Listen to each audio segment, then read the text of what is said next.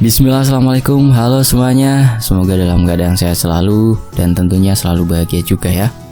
Di akhir bulan nih, tanggal 31 Juli, Fakta Sejarah menghadirkan hiburan misteri dalam judul Petaka Dukun Beranak yang ditulis oleh Mia San dari Sayap Merah. Ini dia selengkapnya. Mari kita mulai hiburan misteri ini.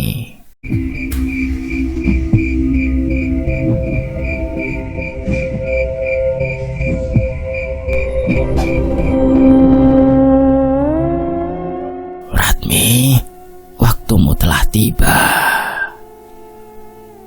Suara itu menembus dari balik pintu kamar ibu. Kamar yang sudah kosong selama 3 bulan. Ratmi terbangun dengan keringat dingin membasahi tubuh kecilnya. Jam dinding menunjuk pukul 3 pagi. Siapa itu? Bisiknya pada kegelapan. Tangisan bayi terdengar lagi. Lebih jelas kali ini. Ratmi merangkak keluar dari selimut. Kaki telanjangnya menyentuh lantai dingin. Seharusnya tidak ada siapa-siapa di rumah gubuk ini selain dirinya dan Paman Joko yang tidur di serambi. Ibu, panggilnya pelan sambil mendekati pintu kamar. Tidak ada jawaban. Hanya tangisan bayi yang terus bergema, bercampur dengan suara senandung lembut, suara yang sangat ia kenal. Ratmi mendorong pintu bambu perlahan. Kamar yang sudah 3 bulan kosong itu kini terang benderang tanpa lampu minyak. Di tengah tikar, sosok perempuan duduk bersila membelakanginya, menggendong sesuatu yang tidak terlihat. Rambut panjangnya mengalir hingga lantai tanah, persis seperti ibu. Ibu sudah pulang? Sosok itu berbalik perlahan. Wajah ibunya, Ratmi, tersenyum. Tetapi matanya terlihat hitam pekat tanpa bola mata, seperti 2 lubang menganga. Ratmi anakku, ibu sudah menunggumu. Ratmi mundur selangkah. Ini bukan ibu, tidak mungkin. Kamu bukan ibuku. Ibu sudah mati. Sosok itu tertawa, suaranya bergema aneh. Ibu tidak pernah benar-benar pergi, anakku. Ibu hanya pindah alam. Udara di sekitar Ratmi tiba-tiba berbau amis darah, bercampur aroma melati busuk. Perutnya mual, tapi kakinya seolah terpaku di atas lantai tanah. Bocah berusia 12 tahun itu hanya bisa menahan tangis dengan tubuh yang bergetar hebat. Apa yang ibu gendong? Adikmu, adik yang akan segera lahir berkat bantuan ibu. Ibu mengangkat sesuatu yang tidak terlihat, mengecup udara kosong. Lihatlah betapa lucunya dia. Ratmi tidak melihat apa-apa selain lengan ibunya yang bergerak-gerak aneh. Tidak ada bayi di sana, Bu. Tidak ada apa-apa. Belum bisa melihat ya kamu. Ibunya Ratmi memiringkan kepala. Senyumnya melebar tidak wajar. Sabar, nanti kamu juga bisa seperti ibu, seperti mbah, seperti semua perempuan di keluarga kita, di garis keturunan kita. Sementara itu papan bambu berderit keras. Dari balik punggung ibunya Ratmi, 3 bayangan gelap mulai muncul. Sosok kakek berambut putih panjang, perempuan berkebaya merah lusuh, dan 2 anak kecil dengan mata kosong. Kenalkan Ratmi, ini keluarga besar kita, keluarga yang akan membantumu kelak. Ratmi berteriak, tapi suaranya tercekat di tenggorokan. Sosok-sosok itu bergerak mengelilinginya. Mata mereka menatap lapar. Jangan takut anakku. Ibunya Ratmi berdiri, masih menggendong udara kosong. Mereka hanya ingin berkenalan, seperti dulu saat ibu masih gadis. Aku tidak mau seperti ibu. Tidak ada pilihan, Duk. Suara kakek berambut putih menggema dari sudut ruangan. Perjanjian harus dilanjutkan. Perempuan berkebaya merah mendekat. Tangannya yang kurus menjangkau ke arah Ratmi. Generasi baru, darah segar. Hentikan! Ratmi berlari ke arah pintu.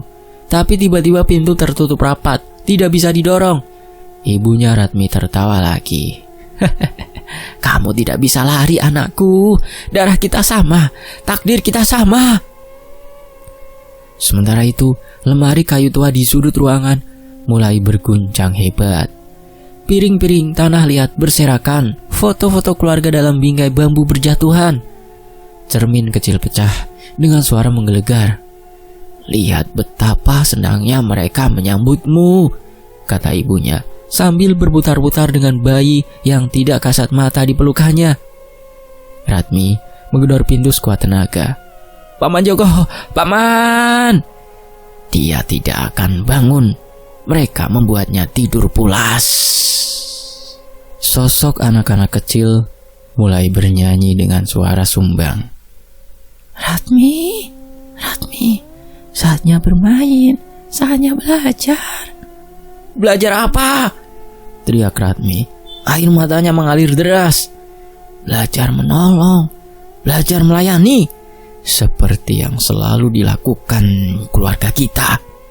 Ibu berjalan mendekat, langkahnya tidak mengeluarkan suara. Ada yang menunggu bantuanmu, Ratmi. Perempuan-perempuan yang kesulitan melahirkan, bayi-bayi yang butuh pertolongan untuk lahir ke dunia. Aku masih kecil, aku tidak tahu apa-apa. Makanya, kamu harus belajar dari sekarang, Ratmi. Ibu merogoh ke bawah tikar, mengeluarkan bungkusan kain batik hitam. Bungkusan itu basah, menetes cairan merah pekat. Ini warisan untukmu dari Mbah Buyut untuk ibu, sekarang untukmu. Ratmi mundur sampai punggungnya menempel pintu. Aku tidak mau. Sentuh saja. Sekali sentuh, kamu akan mengerti segalanya. Ibu membuka bungkusan itu perlahan. Di dalamnya ada batu hitam mengkilap dan tulang-tulang kecil yang bentuknya aneh. Benda-benda itu seolah bergerak sendiri, bergetar halus. Ini bukan milikku. Aku tidak mau jadi seperti ibu. Sosok kakek berambut putih tiba-tiba muncul di samping Ratmi. Terlambat, anakku. Darah sudah memanggil. Arwah sudah menunggu. Tangan kurus kakek itu menyentuh bahu Ratmi. Seketika tubuhnya kaku, tidak bisa bergerak. Seperti ada aliran yang membuatnya lumpuh. Bagus, sekarang ambil benda-benda itu. Tidak, Ratmi berusaha melawan. Tapi tangannya bergerak sendiri menuju bungkusan hitam. Rasakan kekuatannya, Ratmi. Rasakan panggilan mereka yang membutuhkan bantuan. Jari-jarinya menyentuh batu hitam. Dunia berubah seketika. Gubuk yang tadinya kosong kini dipenuhi puluhan sosok samar.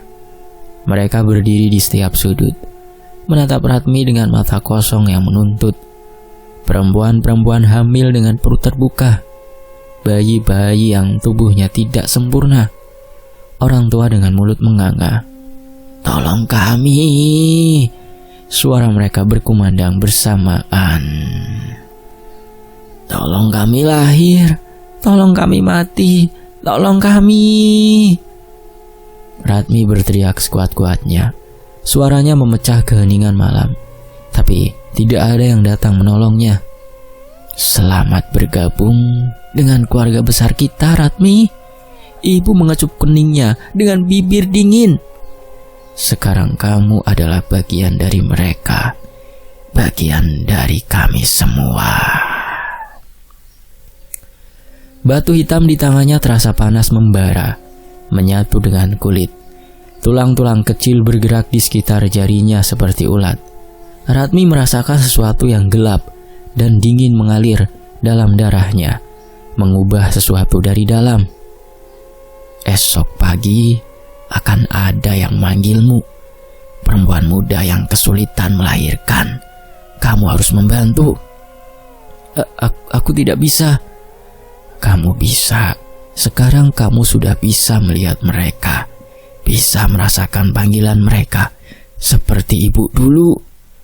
Sosok-sosok tak kasat mata mulai memudar satu persatu, tapi mata mereka tetap menatap Ratmi dengan harapan yang mengerikan. Jangan lupa anakku, suara ibu semakin jauh. Mereka tidak pernah benar-benar pergi, dan sekarang kamu adalah bagian dari mereka. Kegelapan menelan semuanya. Ratmi terjatuh pingsan dengan batu hitam masih tergenggam erat. Sementara suara tangisan bayi terus bergema di kepalanya. Ratmi, bangun, anak malang. Suara Paman Joko memecah mimpi buruk yang masih membelit kesadaran Ratmi.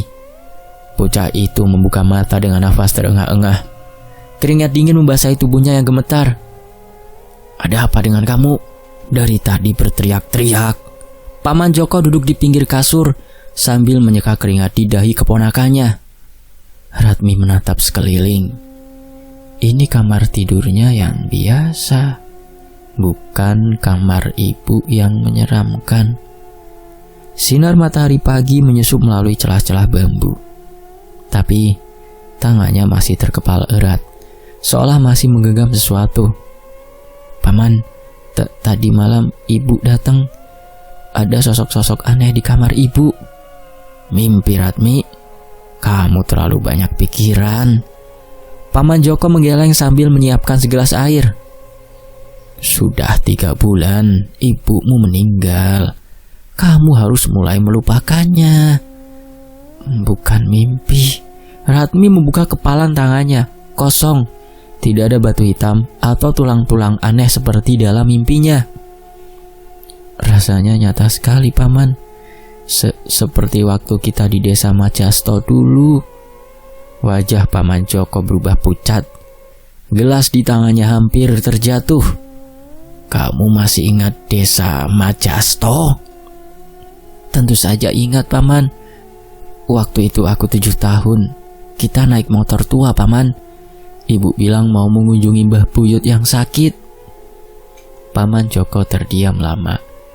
Pandangannya kosong menatap jendela. Sebaiknya kamu lupakan tempat itu, Ratmi. Lupakan semua yang terjadi di sana.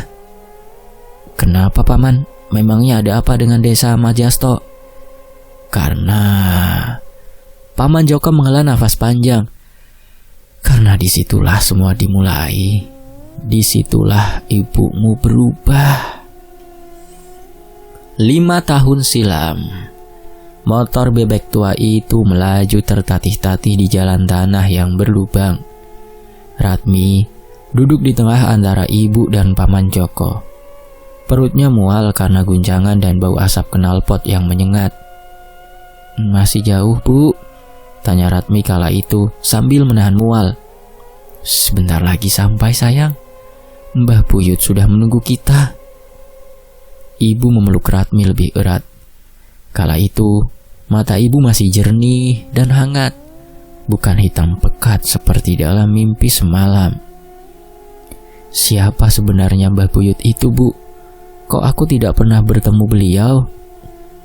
Mbah Buyut adalah nenek dari ibu, perempuan yang sangat bijaksana. Beliau yang dulu merawat ibu saat kecil. Desa Majasto tampak seperti desa yang ditinggalkan waktu. Rumah-rumah kayu tua berderet dengan genteng yang banyak bolong. Jalanan tanah dipenuhi genangan air hujan semalam. Yang aneh, tidak ada satupun orang yang tampak di luar rumah, padahal hari masih sore. Sepi sekali, Bu. Kok tidak ada orang? Memang selalu begini, Ratmi. Orang-orang di sini suka di dalam rumah. Motor berhenti di depan rumah paling ujung. Rumah kayu tua dengan serambi luas dan tangga bambu yang sudah lapuk. Di halaman, pohon kamboja tumbuh lebat dengan bunga-bunga putih berguguran. "Mbah, kami sudah sampai," teriak ibunya Ratmi sambil menggendong Ratmi turun dari motor. Dari dalam rumah keluar seorang perempuan tua yang sangat kurus. Rambutnya putih panjang hingga pinggang. Kulitnya keriput seperti kulit kayu.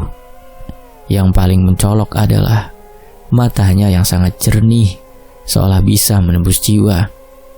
"Anakku sudah datang." Suara Mbah Buyut terdengar parau tapi tegas. "Dan ini cucu yang sudah lama ingin Mbah temui." Ratmi bersembunyi di balik punggung ibunya. Ada sesuatu pada Mbah Buyut yang membuat Ratmi tidak nyaman. "Jangan takut, Cuk. Mbah tidak akan menyakitimu." "Ratmi, ayo nak." Ibunya menarik Ratmi keluar. "Sugeng sonten, Mbah." Ratmi membungkuk sopan meski tubuhnya masih bergetar. "Anak yang baik. Ayo masuk. Mbah sudah menyiapkan sesuatu untukmu." Ratmi bergegas menganggukkan kepalanya. Di dalam rumah terasa lebih dingin dari di luar.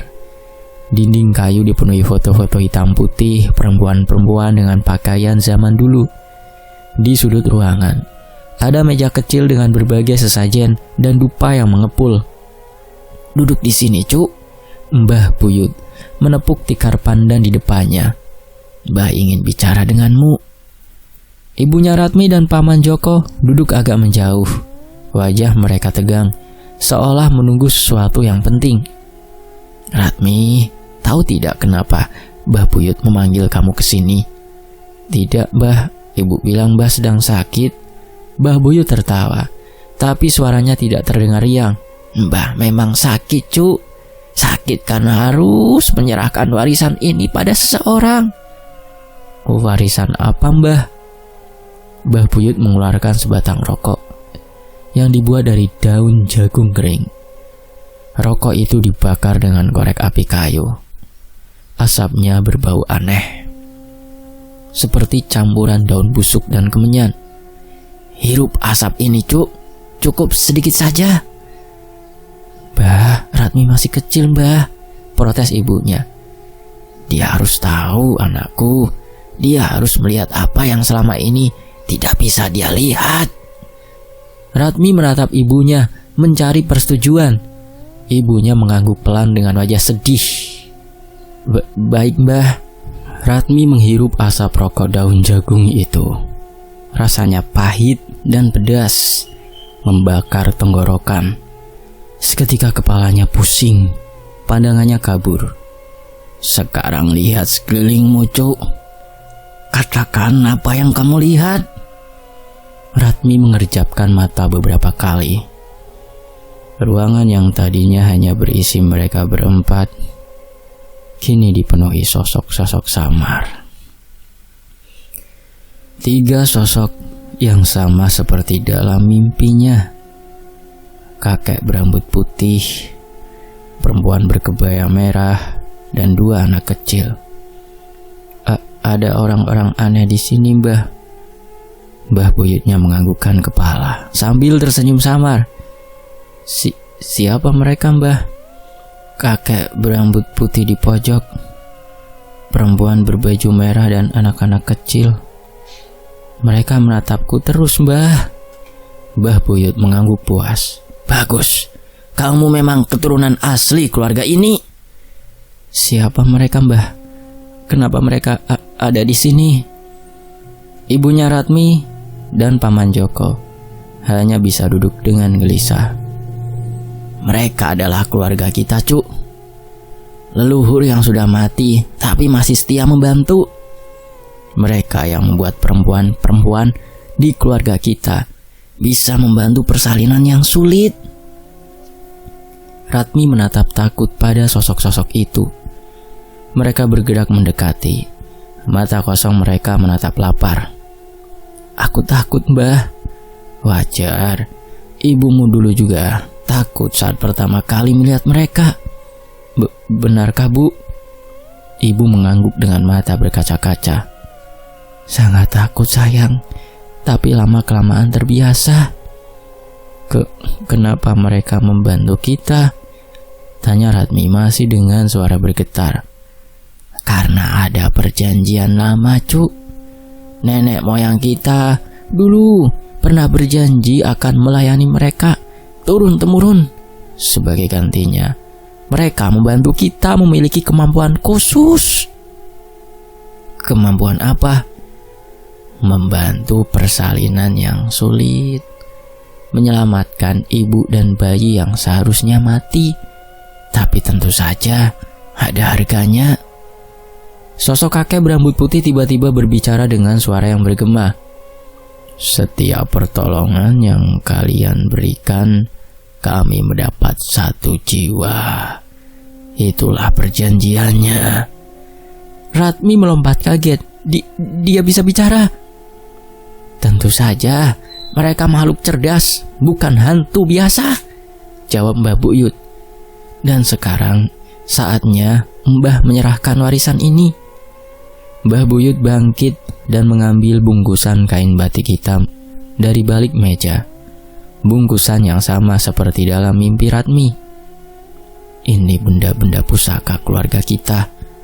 Batu obsidian dari gunung berapi dan tulang-tulang dari persalinan pertama yang pernah kita tolong. Ratmi mundur. Aku tidak mau, Mbah. Ini bukan untukmu, Cuk.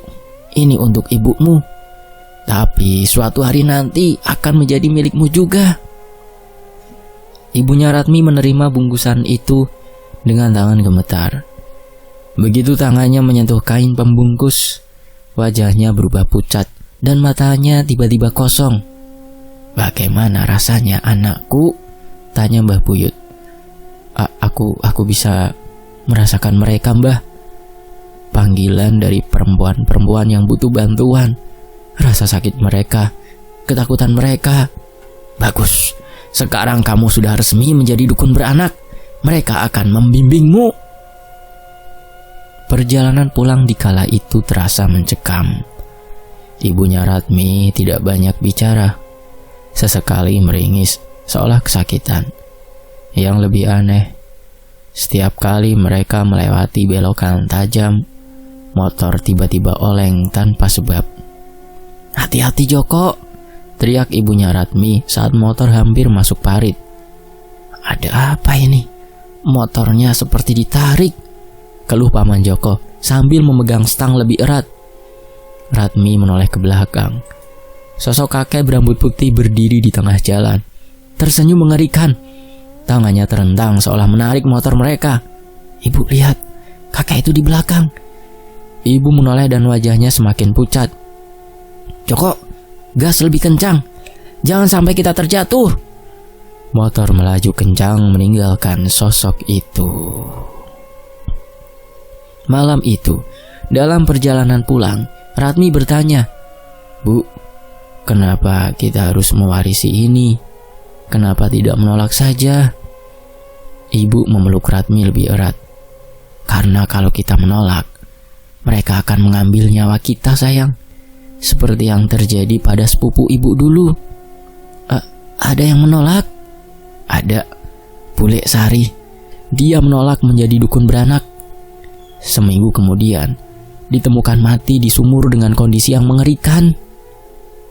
Ratmi bergidik ngeri. Sekarang dia paham kenapa dalam mimpinya tadi malam dia tidak bisa menolak warisan itu. Tidak ada pilihan. Tidak pernah ada pilihan.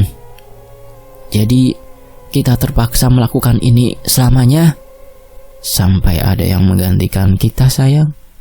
Sampai ada generasi selanjutnya yang siap menerima warisan ini. Ratmi menatap bungkusan hitam yang dipegang oleh ibunya.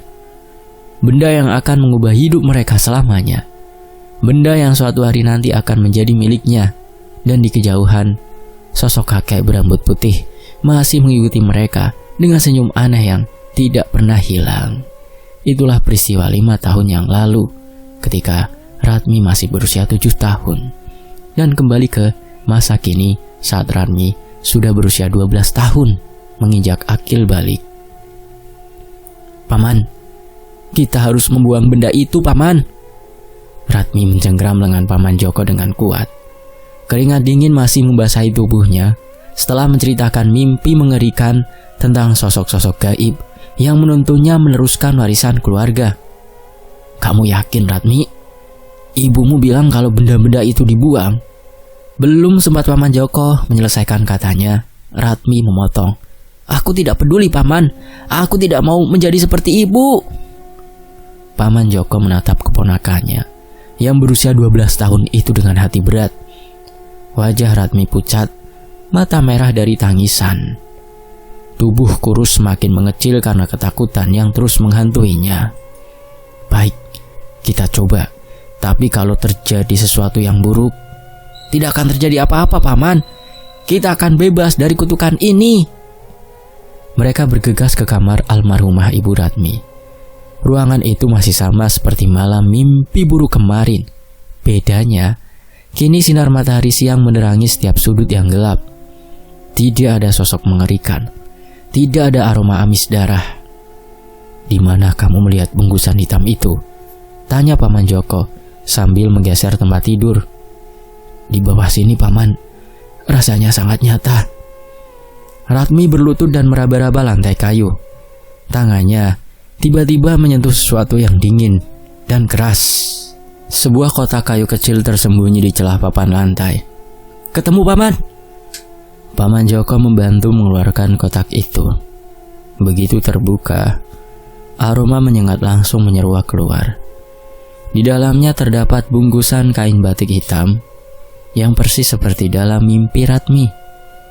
"Ya Tuhan, ini benar-benar ada," bisik Paman Joko dengan wajah pucat. "Sekarang kita buang, Paman. Buang jauh-jauh." Mereka membawa kotak itu keluar rumah. Paman Joko menyiapkan api di halaman belakang, bermaksud membakarnya sampai habis. "Ratmi, mundur sedikit, biar Paman yang menanganinya." Begitu api menyentuh bungkusan itu, suara seperti jeritan memekakan telinga terdengar dari dalam api. Angin kencang tiba-tiba bertiup, memadamkan api dalam sekejap. Apa yang terjadi? Tidak ada angin tadi, gumam Paman Joko bingung. "Paman, lihat itu!" Ratmi menunjuk ke arah rumah. Asap hitam keluar dari ventilasi rumah, seolah ada yang terbakar di dalam. Mereka berlari masuk dan mendapati kamar Ibu Ratmi dipenuhi asap pekat tanpa ada sumber api. "Kita harus pergi dari sini sekarang juga, Ratmi." "Tapi barang-barang kita, Paman." "Lupakan, kita ambil yang penting saja." Mereka berkemas tergesa-gesa. Dalam setengah jam, motor bebek tua Paman Joko sudah syarat dengan barang-barang penting mereka. "Kita akan tinggal di rumah Paman di kota. Mudah-mudahan di sana kita aman," kata Paman Joko sambil menghidupkan motor. Sepanjang perjalanan ke kota, Ratmi merasa diikuti. Setiap kali menoleh ke belakang, bayangan samar mengikuti motor mereka dari kejauhan. "Paman, ada yang mengikuti kita." "Kamu yakin?" "Paman tidak lihat apa-apa, Ratmi." "Di sana, Paman, bayangan hitam di tepi jalan." Paman Joko menambah kecepatan motor, berharap bisa meninggalkan apapun yang mengikuti mereka. Rumah Paman Joko di kota berukuran kecil namun nyaman. 2 kamar tidur, 1 dapur dan ruang tamu yang sederhana. "Nah, sekarang kita aman, Ratmi. Tidak ada yang bisa mengganggu kita di sini." "Mudah-mudahan begitu, Paman." Malam pertama terasa tenang. Ratmi tidur nyenyak untuk pertama kalinya dalam berminggu-minggu. Tidak ada mimpi buruk. Tidak ada sosok mengerikan yang mengganggu tidurnya. Namun, keesokan harinya, tetangga sebelah datang dengan wajah cemas. "Pak Joko, semalam ada suara aneh dari rumah Bapak. Seperti ada yang menangis." "Suara menangis? Kami tidak mendengar apa-apa, Bu." "Saya yakin mendengarnya, Pak. Suara tangisan bayi. Tapi anehnya seperti dari dalam tanah rumah ini, Pak." Ratmi dan Paman Joko saling bertukar pandang. Malam kedua, gangguan semakin nyata. Pintu kamar Ratmi terbuka sendiri di tengah malam. Suara langkah kaki terdengar di lorong. Meski tidak ada siapa-siapa. Paman, mereka sudah menemukan kita. Sabar Ratmi, besok paman akan bawa kamu ke Kiai Abdul. Beliau pasti bisa membantu. Keesokan harinya, mereka mendatangi rumah Kiai Abdul. Seorang sesepuh terpandang di kota itu yang mengerti ilmu agama dan juga ilmu-ilmu gaib. Ada apa Pak Joko? Wajah kalian tampak pucat sekali. Paman Joko menceritakan semua yang terjadi tentang warisan keluarga, sosok-sosok gaib, dan gangguan yang terus mengikuti mereka. Ini masalah pelik Pak Joko. Keluarga kalian terikat perjanjian darah dengan jin yang membantu persalinan. Apakah tidak bisa diputuskan Kiai? Tanya Ratmi dengan suara bergetar. Sulit nak. Perjanjian seperti ini biasanya mengikat hingga garis keturunan terputus. Kalau dipaksakan putus, akibatnya bisa fatal. Fatal bagaimana Kiai? Bisa kematian, bisa kegilaan, atau hal-hal buruk lainnya menimpa keluarga kalian. Ratmi menunduk putus asa. Jadi tidak ada jalan keluar Kiai? Ada satu cara, tapi sangat beresiko. Kalian harus menemukan perjanjian asli yang dibuat nenek moyang kalian dengan jin itu, lalu membakarnya dengan ritual khusus. Di mana bisa menemukan perjanjian itu Kiai? Biasanya disimpan di makam leluhur tertua keluarga kalian. Tapi berhati-hatilah, jin penjaga, jin penunggu tidak akan membiarkan kalian mengambilnya dengan mudah. Perjalanan pulang dari rumah Kiai Abdul terasa berat. Bagaimana ini paman? Kita cari perjanjian itu? Terlalu berbahaya Ratmi. Kita coba cara lain dulu. Minggu berikutnya, mereka mendatangi berbagai tokoh spiritual lainnya. Dukun, kiai, bahkan pendeta, semua memberikan jawaban yang sama. Perjanjian darah tidak bisa dilanggar begitu saja. Anak ini memang sudah ditakdirkan menjadi dukun beranak, kata seorang dukun tua. Kalau melawan, keluarga kalian akan punah. Kami sudah menolongnya dengan berbagai cara, tapi jin-jin itu terlalu kuat, kata ahli supranatural lainnya. Ratmi semakin putus asa. Setiap malam, gangguan semakin intensif. Barang-barang bergerak sendiri, suara-suara aneh, dan penampakan sosok-sosok gaib semakin sering terjadi. Yang lebih mengkhawatirkan, berita aneh mulai berdatangan dari desa mereka. Beberapa perempuan yang pernah ditolong almarhumah Ibu Ratmi saat melahirkan mengalami hal-hal misterius. Bu Sarmi yang melahirkan waktu itu, tapi bayinya lahir dengan mata terbuka dan tidak menangis sama sekali itu loh, cerita Bu Ningsih, tetangga lama mereka yang berkunjung. Lalu bagaimana sekarang? Tanya Paman Joko cemas. Bayinya sehat-sehat saja, tapi aneh. Umur baru 3 hari, sudah bisa menatap tajam, seperti orang dewasa. Si Bu Sarmi jadi takut sendiri sama anaknya. Ada lagi yang aneh, lanjut Joko. Bu Yati juga, anaknya yang ditolong almarhumah dulu, sekarang sering bicara sendiri. Katanya ada teman yang ajak dia main, padahal tidak ada siapa-siapa. Ratmi bergidik mendengar cerita itu. Ia mulai menyadari bahwa pekerjaan keluarganya tidak hanya membantu persalinan, tapi juga menandai jiwa-jiwa baru untuk para jin. Paman, kita tidak boleh membiarkan ini terus terjadi. Anak-anak itu tidak bersalah. Lalu apa yang bisa kita lakukan? Kita sudah coba berbagai cara. Mungkin aku harus menerima warisan ini, biar gangguan terhadap orang lain berhenti. Paman Joko menggeleng keras. Jangan bicara seperti itu Ratmi. Paman akan terus mencari cara. Namun keesokan harinya, keadaan berubah drastis. Paman Joko mengalami kecelakaan misterius saat pulang dari pasar. Motor tiba-tiba oleng di jalan yang lurus dan rata, terbentur truk yang sedang parkir. Dokter bilang kondisi Pak Joko kritis, ada pendarahan dalam di kepala, kata perawat rumah sakit dengan nada prihatin. Ratmi duduk di samping ranjang Paman Joko yang tak sadarkan diri. Ini semua karena aku, Paman, karena aku menolak warisan itu. Di sudut ruangan, sosok kakek berambut putih muncul perlahan. Kali ini dia terlihat lebih jelas, lebih mengerikan. Sudah saatnya kau pulang, Cuk. Suaranya bergema di ruang ICU. Aku tidak akan menyerah, bisik Ratmi sambil mengepalkan tangan. Lihat apa yang terjadi pada orang-orang di sekitarmu. Pamanmu hampir mati. Anak-anak yang pernah ditolong keluargamu mulai menunjukkan tanda-tanda aneh. Semua ini akan berakhir kalau kau menerima takdirmu. Ratmi menatap wajah pucat Paman Joko yang terbaring tidak berdaya. Satu-satunya keluarga yang masih hidup, satu-satunya orang yang peduli padanya. Kalau aku menerima warisan itu, apakah Paman akan sembuh? Kami akan menghentikan semua gangguan.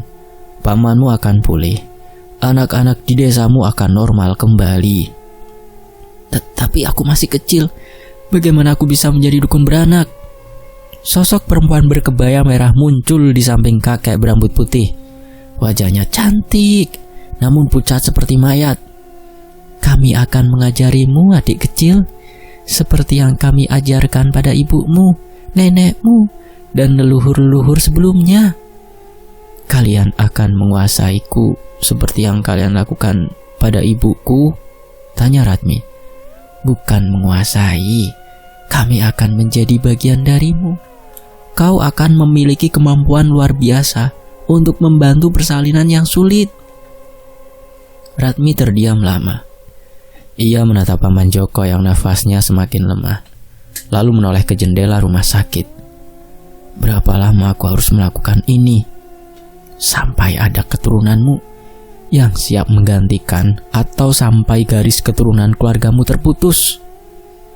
Dan kalau aku menolak, sosok kakek berambut putih tersenyum mengerikan. Pamanmu akan mati malam ini. Anak-anak di desamu akan satu persatu mengalami hal-hal yang mengerikan. Dan kau akan hidup dalam penyesalan selamanya.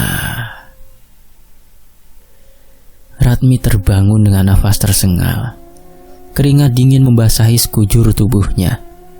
Dia menatap sekitar dan menatap dalam ke arah pamannya. Di luar jendela, kilat menyambar tanpa ada hujan, pertanda bahwa waktu memutuskan semakin mendesak. Ratmi menggenggam tangan dingin Paman Joko. Maafkan aku, Paman. Sepertinya tidak ada pilihan lain. Sosok-sosok gaib itu pun tersenyum puas, seolah tahu bahwa kemenangan sudah di depan mata. Besok malam, datanglah ke rumah lama kalian. Bawa benda-benda pusaka yang sudah kalian buang. Ritual penyerahan diri akan dimulai. Terdengar bisikan di telinga Ratmi yang membuat bulu kuduknya merinding. Di ranjang rumah sakit, Paman Joko sedikit menggerakkan jarinya, pertanda pertama bahwa kondisinya mulai membaik. Di lain waktu, Ratmi, bangun, Dok. Paman sudah sadar. Ratmi bangkit tergesa-gesa, meraih tangan pamannya yang masih terpasang infus. Sudah sejak tadi malam, dokter bilang keajaiban. Pendarahan dalam di kepala paman tiba-tiba berhenti sendiri. Paman Joko berusaha duduk perlahan, matanya jernih, namun terlihat khawatir. Ratmi, paman bermimpi aneh. Ada sosok kakek berambut putih bilang, kamu sudah setuju menerima warisan keluarga. Itu hanya mimpi, kan? Ratmi menunduk, tidak sanggup menatap mata pamannya. Maafkan aku, Paman. Aku tidak punya pilihan lain. Tidak, Paman tidak akan membiarkan kamu mengorbankan masa depanmu, Dok. Tapi kalau aku tidak menerima, Paman akan mati.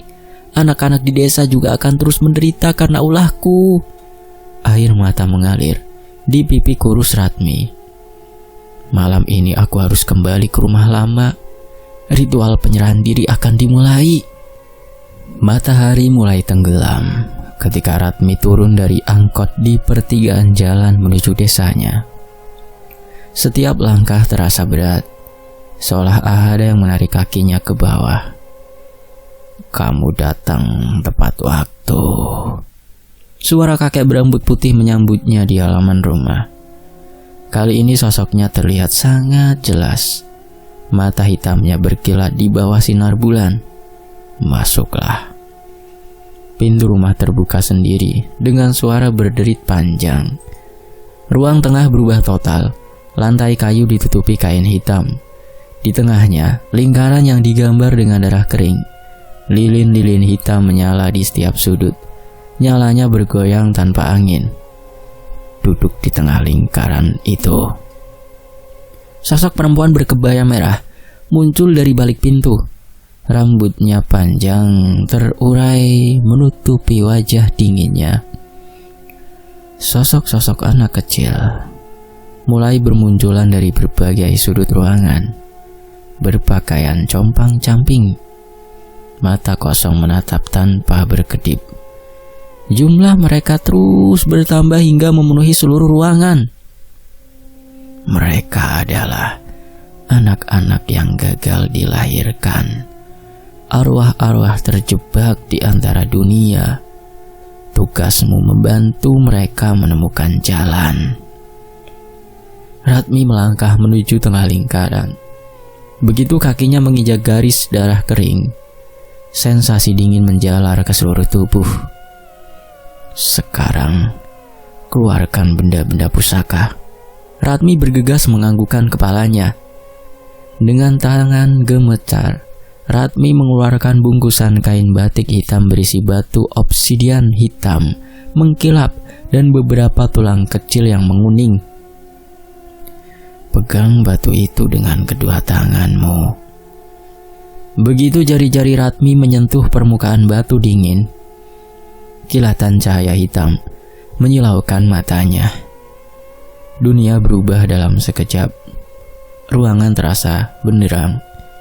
Setiap sudut dipenuhi sosok-sosok transparan bergerak mondar-mandir. Sekarang kamu bisa melihat dunia arwah. Ini adalah kemampuan pertamamu. Sosok perempuan berkebaya merah mendekat. Tangannya yang dingin menyentuh dahi Ratmi.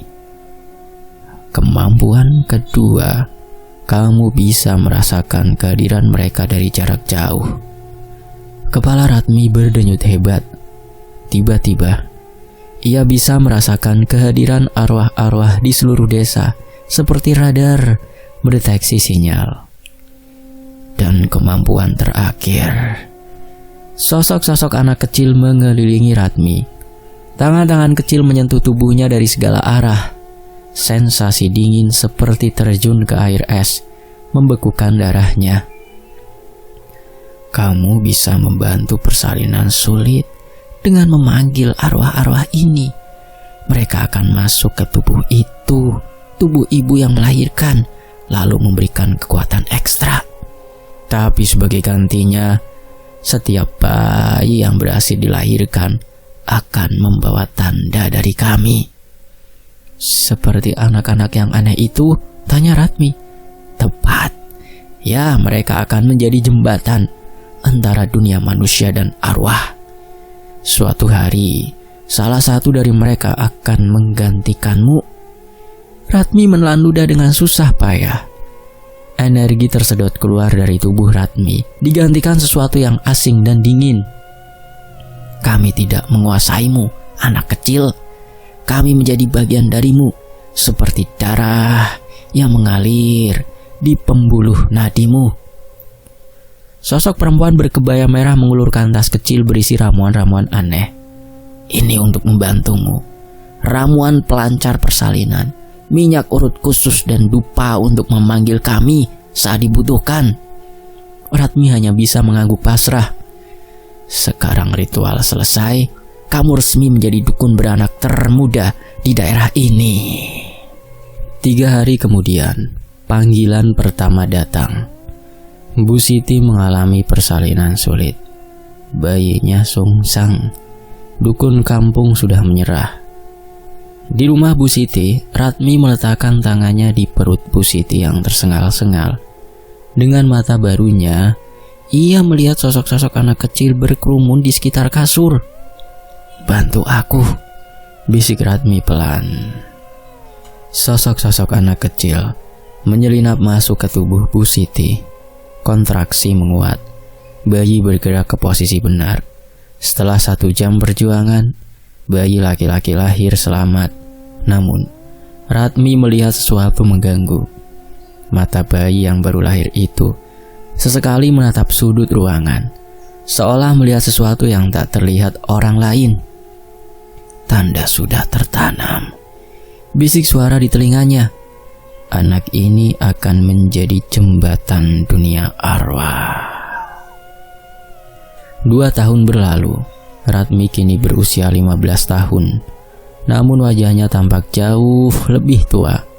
Kulit pucat, mata cekung, rambut mulai beruban. Ia sudah membantu lebih dari 100 persalinan. Setiap kali meninggalkan jejak gelap pada bayi yang dilahirkannya. "Ratmi, anak-anak yang pernah kamu tolong semakin aneh. Mereka berkumpul melakukan ritual sendiri," lapor Paman Joko khawatir. Ratmi tidak terkejut. Anak-anak yang membawa tanda berkembang menjadi perantara sempurna. Dan Sari, anak berumur 6 tahun di ujung kampung. Kemarin dia datang ke rumah sendiri, bilang, "Mbak Ratmi, waktuku sudah tiba." Ratmi merinding. Sari sudah siap menerima warisan terkutuk itu di usianya yang masih sangat belia. Malam itu, sosok kakek berambut putih muncul di kamarnya. "Besok malam, ritual peralihan akan dimulai. Kamu akan bebas, Ratmi." Bebas? "Kau akan bergabung dengan kami di dunia arwah. Dan Sari akan mengambil alih tugasmu." Tapi aku belum mau mati." "Kematian hanyalah perpindahan, anak kecil." Keesokan malamnya, Sari datang sendirian. Anak berumur 6 tahun itu melangkah dengan percaya diri, seolah sudah dewasa. "Mbak Ratmi, aku siap," katanya dengan suara datar. "Sari, kamu masih kecil. Kamu tidak tahu apa yang akan terjadi." "Aku tahu, Mbak. Mereka sudah mengajariku dalam mimpi setiap malam selama 2 tahun terakhir." Mata Sari berubah hitam pekat, persis seperti mata Ratmi saat pertama menerima warisan. "Kalau Mbak tidak menyerahkan warisan malam ini, Mbak akan mati dalam penderitaan. Tubuh Mbak sudah tidak kuat menampung energi mereka, Mbak." Ratmi menatap cermin. Wajahnya memang seperti mayat hidup. Rambut rontok, gigi goyang. Tubuhnya benar-benar tidak sanggup lagi bertahan. "Baiklah Sari, tapi berjanjilah kalau suatu hari ada cara mengakhiri kutukan ini, kamu harus mencobanya." "Aku berjanji, Mbak." Di rumah lama, ruangan sudah disiapkan dengan lingkaran ganda. Sosok-sosok gaib berkumpul, jumlahnya jauh lebih banyak. Ratusan arwah memenuhi ruangan. "Sekarang Ratmi, serahkan semua benda pusaka kepada Sari." Dengan tangan gemetar, Ratmi menyerahkan tas ramuan, batu obsidian, dan tulang-tulang keramat. Begitu Sari menyentuh benda-benda tersebut, tubuhnya kejang-kejang. Sakit, Mbak." "Tahan Sari, sebentar lagi selesai." Energi gelap berpindah dari tubuh Ratmi ke tubuh Sari. Ratmi merasakan kelegaan luar biasa, tapi sekaligus merasakan nyawanya mulai melayang. "Sekarang kamu bebas, Ratmi.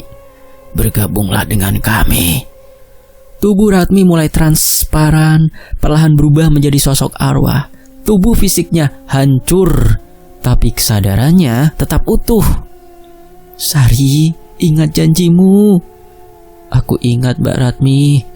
Dan dalam hitungan menit, ritual selesai. Tubuh Ratmi tergeletak tak bernyawa. Sementara Sari bangkit dengan mata hitam pekat dan senyum mengerikan.